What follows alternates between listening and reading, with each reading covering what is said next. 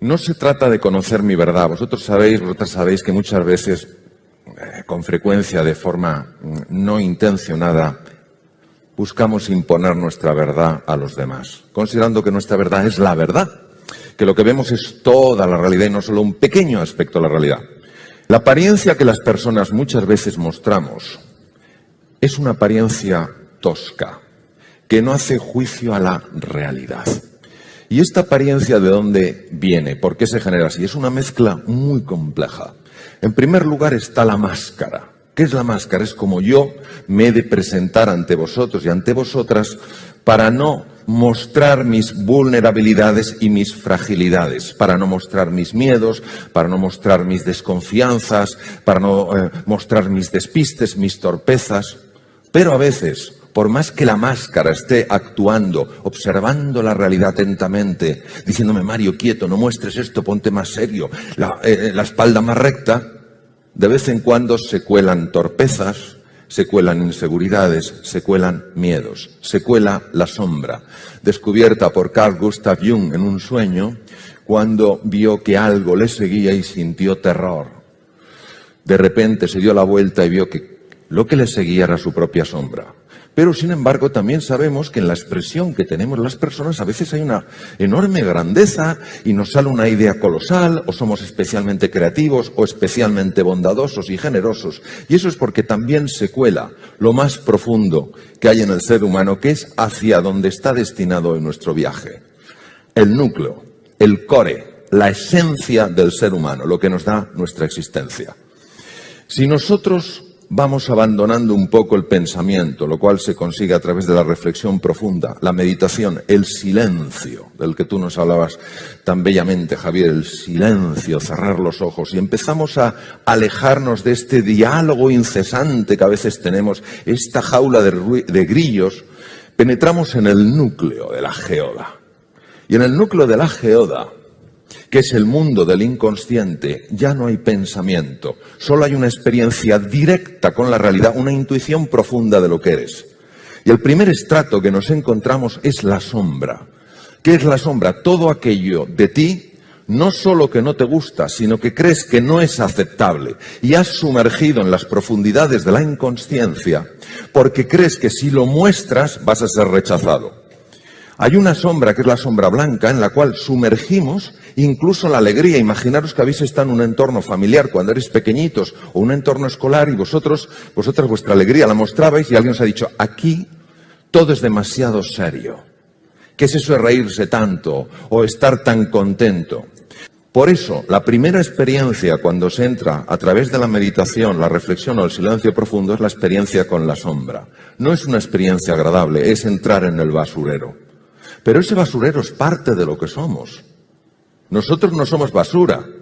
Una ciudad con basura no puedes decir es un basurero. Tiene basura y esa basura es parte de lo que eres. Y si no lo asumes, si no lo asumimos, si lo aceptamos, va a salir por los recovecos y cuando menos te interesa, vas a decir lo que no querías decir. Y cuando menos te interesa, vas a hacer lo que no querías hacer.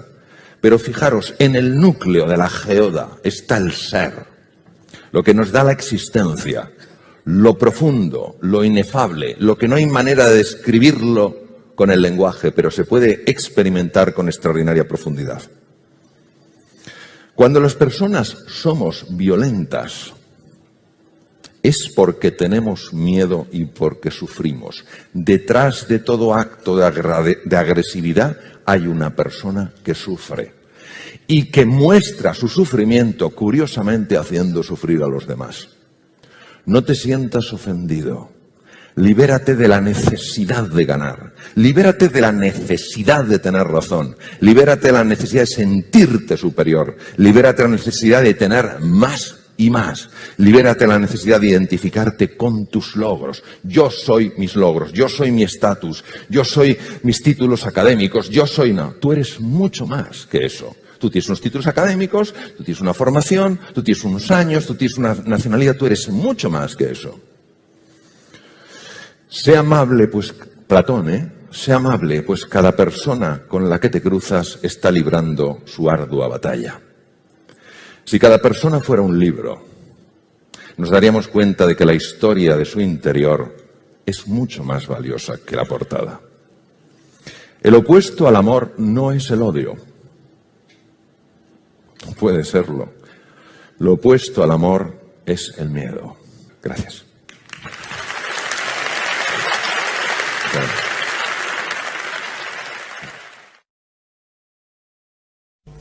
El sentido de la vida es algo que cada uno lo va a deducir, porque me encantaría que pensáramos juntos. Cuando estoy hablando de una dimensión espiritual, no estoy hablando nada más que de abrirse a la posibilidad de que esta dimensión exista. No hablo de abrazar un credo o un dogma, aunque algunas personas insistan en decirnos que es la única manera de abrirse a esta dimensión.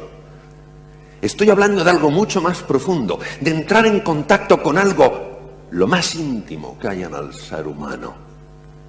Y en esta época, donde andamos todos, da la sensación tan perdidos, una época donde sabéis que está multiplicándose el consumo de ansiolíticos y antidepresivos, los psicólogos han comentado que aumentó un 30% el número de consultas, yo me pregunto si acaso la recuperación de esta dimensión no nos sacaría de la edad de la ansiedad en la que vivimos. Si recuperar esta dimensión, por lo menos abrirnos a la posibilidad de que exista, no ayudaría a nuestras mentes a estar más serenas, no ayudaría a cultivar nuestra sabiduría y abrir nuestro corazón. Por eso que cada uno haga esta reflexión y si lo decide, que empiece esa búsqueda personal de la que ya hablaba el grandísimo Campbell, el hombre que más ha conocido, que mejor ha conocido la mitología tanto de Oriente y de Occidente. Hombre que decía, el sentido de la vida es hacer que los latidos de tu corazón sintonicen con los latidos del universo. Y ahora vamos al segundo tema. ¿Somos lo que pensamos? Y aquí tenemos que ir a la sabiduría ancestral. Irnos, por ejemplo, a la India, hace 25 siglos, donde se escribía en lengua pali, y coger el Dhammapada, la recopilación de los textos de Sakyamuni Buda, el primer Buda, Gautama Siddhartha, que dice textualmente lo siguiente en un fragmento: nuestra forma de vivir está moldeada por nuestra mente. Acabamos convirtiéndonos en aquello que pensamos. Claro, esto nos tiene que dar motivo de reflexión y decir, bueno, vamos a ver, ¿esto puede ser así? ¿Puedo yo con mi pensamiento construirme o destruirme? ¿Realmente puedo transformar mi forma de ser en la vida cambiando mi forma de pensar? Los pensamientos perturbadores, tipo, no soy capaz, no hay solución, desesperanza, activan emociones aflictivas, como el resentimiento, como el miedo, como la frustración, como la ira, como la desesperanza. Esto da lugar a una activación de todo un sistema extremadamente complejo, se llama el sistema nervioso simpático. Os voy a decir el efecto de estas emociones aflictivas cuando se mantienen en el tiempo. No quiero ver a nadie salir del circo Price diciendo, Dios mío, tengo todas las emociones aflictivas, me voy a meter bajo un puente a llorar. Hablo extendidas en el tiempo. Primero, debido al cambio que producen en el riego sanguíneo del cerebro, alteran profundamente la capacidad de analizar y de pensar con rigor, es decir, con alcance, con anchura y con profundidad. Segundo, bloquean casi por completo el proceso creativo, porque los lóbulos prefrontales son clave. Tercero, alteran enormemente la memoria, la capacidad para aprender. Cuarto, generan insomnio. 5, sobrecargan el corazón. 6, facilitan arritmias. 7, generan hipertensión.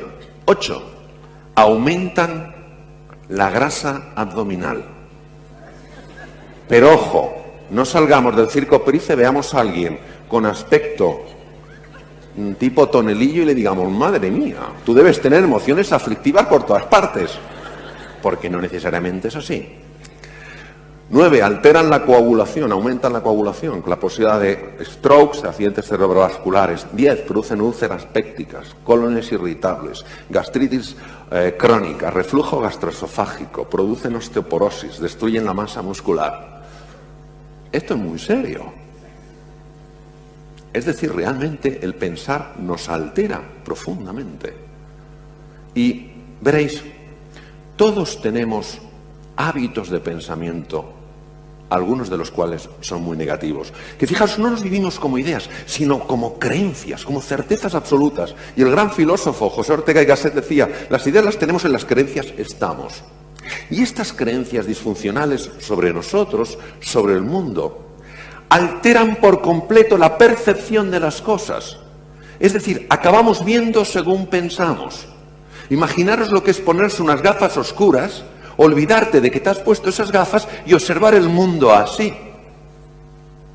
Hay veces que nos envuelven emociones como la ira, el resentimiento, la frustración, y las vemos tan sólidas que creemos que no podemos hacer nada, que no tenemos un camino.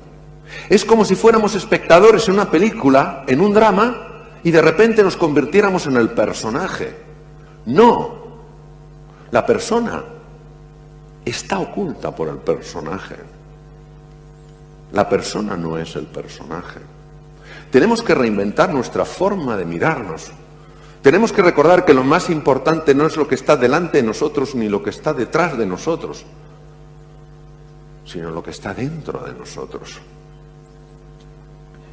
Es un trabajo precioso, es un trabajo consistente, donde poco a poco vamos aflorando toda nuestra grandeza, todo nuestro ser. Me voy a despedir con unas palabras de Kahlil Gibran que decían: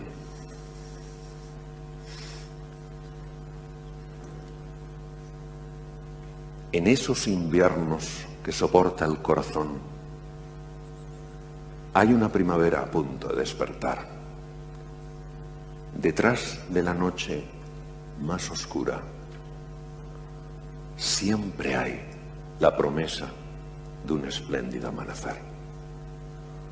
Nosotros, ante los zarandeos de la vida, cuando la vida nos da por todos los sitios, podemos caer en la oscuridad de la desesperanza o abrirnos a la oscuridad del misterio, sabiendo, creyendo que aunque no lo veamos, aunque no lo comprendamos y aunque no nos guste, en la vida todo tiene un sentido. Gracias. Vamos a ver, de la zona de confort, en mi experiencia, la zona de confort tiene tal poder gravitacional que se parece a un agujero negro. Cuando yo salgo de la zona de confort, me siento peor que cuando estaba dentro. Sin embargo, estoy mejor. De hecho, esta zona se llama zona de breakdown, zona de hundimiento. ¿Qué ocurre? Que al sentirme peor y creer que los sentimientos son mi brújula, vuelvo a la zona de confort. Solo las personas que se mantienen en la incomodidad, enfocados en la oportunidad, pasan de la zona de breakdown, de la zona de hundimiento, a la de breakthrough, de descubrimiento. ¿Vale? Por eso, lo más importante para mí no es el talento, sino el carácter.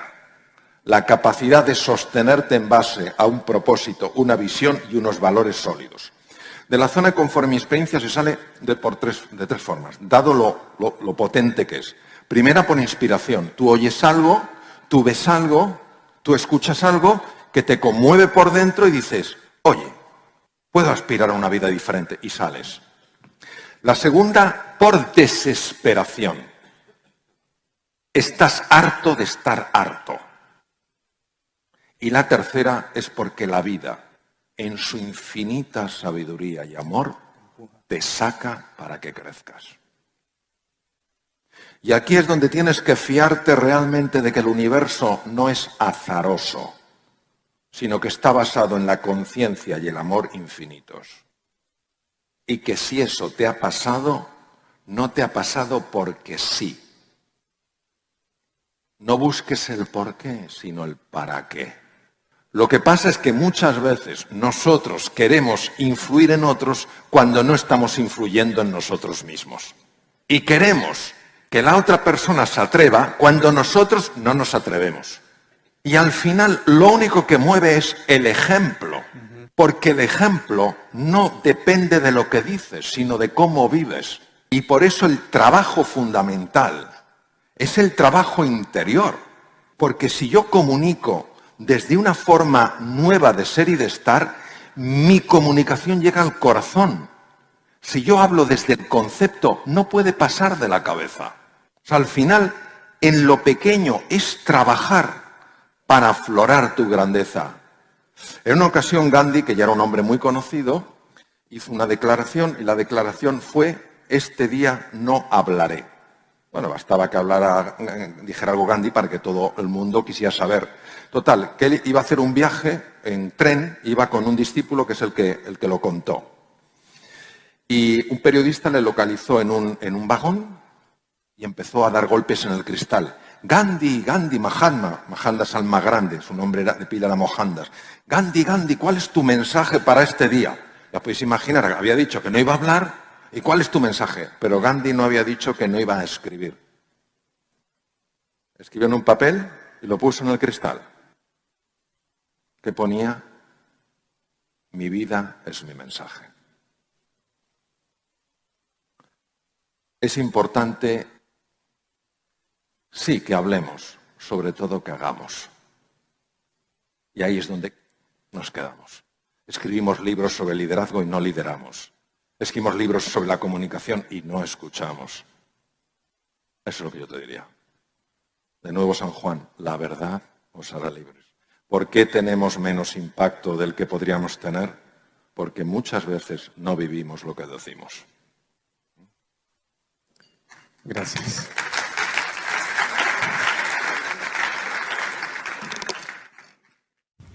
Queridos amigos, ¿sabéis lo que nos pasa? Que nos acostumbramos a vivir en lo que se llama la zona de confort, porque nos da una idea de seguridad, de que controlamos, de que eso es predecible, es nuestro status quo. Y cuando por necesidad, o cuando porque alguien nos inspira, un libro, un ejemplo, o cuando la vida directamente nos saca, sin pedirnos permiso, el ser humano, ante ese mundo nuevo, complejo, incierto, muchas veces, porque no sabe, no conoce su grandeza, se siente empequeñecido y deja que voces interiores como: no hay salida. Tú no eres capaz, no mereces ser feliz, se adueñen de nosotros. ¿Sabéis que se ha demostrado con técnicas modernas de radioinmunoensayo y neuroimagen que cuando nos hablamos de esa manera, la sangre se llena de cortisol y el cerebro de glutamato? ¿Y sabéis lo que hace esto? Produce muerte neuronal. Hace que pensemos con poca claridad, nos volvemos irascibles o nos bloqueamos. Paraliza el sistema digestivo, produce digestiones pesadas, úlceras, subida de ácido, colon irritable. Bloquea el sistema de defensa del cuerpo, los leucocitos o glóbulos blancos, los macrófagos, los linfocitos CD4, los natural asesinos, NK. Todo eso lo bloquea. Sin embargo, cuando un ser humano ante la incertidumbre, ante la complejidad, en lugar de arrugarse, dice sí al desafío, y a pesar del miedo, a pesar de la oscuridad, cree que hay algo hermoso, que hay diamantes ahí en algún lugar y que los va a encontrar, está demostrado que empiezan a activarse genes rápidos en menos de 4 horas. Aparecen nuevas conexiones neuronales. Las espinas dendríticas del profesor Cajal, que las descubrió hace tanto tiempo, empiezan a proliferar. Neuronas conectan como nosotros hemos conectado hoy con esas madejas tan preciosas. Comparten más información, nos volvemos seres más inteligentes. Además, células madre localizadas en las cavidades cerebrales, los ventrículos, empiezan a emigrar hacia los hipocampos, centros esenciales para controlar el miedo. Centros que segregan dopamina, una hormona que te hace sentir confiado. Aprendes deprisa, fenómeno llamado neurogénesis. Hay un aumento en el riego sanguíneo de la parte anterior del cerebro, del área prefrontal. Piensas con más claridad, tomas mejores decisiones, eres más creativo porque ves más. Por eso es tan importante que salgamos de esa zona de confort, poquito a poco. ¿Cuál es el paso más pequeño que me atrevo a dar? Y entremos en la zona del coraje, en la zona del valor. Porque es ahí cuando afloran nuestros talentos, cuando se despiertan energías dormidas, cuando descubrimos la grandeza que hay dentro de nosotros. Cuanto más complejo sea el entorno, cuanto más incierto sea el contexto, más importante es que creemos una visión ilusionante. A finales del siglo XIX, nació una niña en Tuscumbia, Alabama. A los 16 meses de edad se quedó ciega, muda y sorda por una meningoencefalitis. No obstante, con la ayuda de un ser extraordinario, Annie Sullivan, Helen Keller fue la primera mujer en la historia que se graduó con honores por Harvard. En una ocasión, un periodista le dijo: señorita Keller, ¿hay algo peor que no poder ver? Y ella dijo: sí, es peor poder ver y no tener una visión. Porque cómo ves tu futuro determina cómo vives tu presente. Por eso, con todo el cariño, os quiero transmitir lo siguiente. Las ideas son claves, sobre todo cuando se convierten en ideales. El ideal de una vida, el aceptar los riesgos, porque es donde los seres humanos crecemos y evolucionamos. El decir sí a los desafíos y a pesar del dolor, a pesar de la confusión, a pesar de la frustración, tener siempre una imagen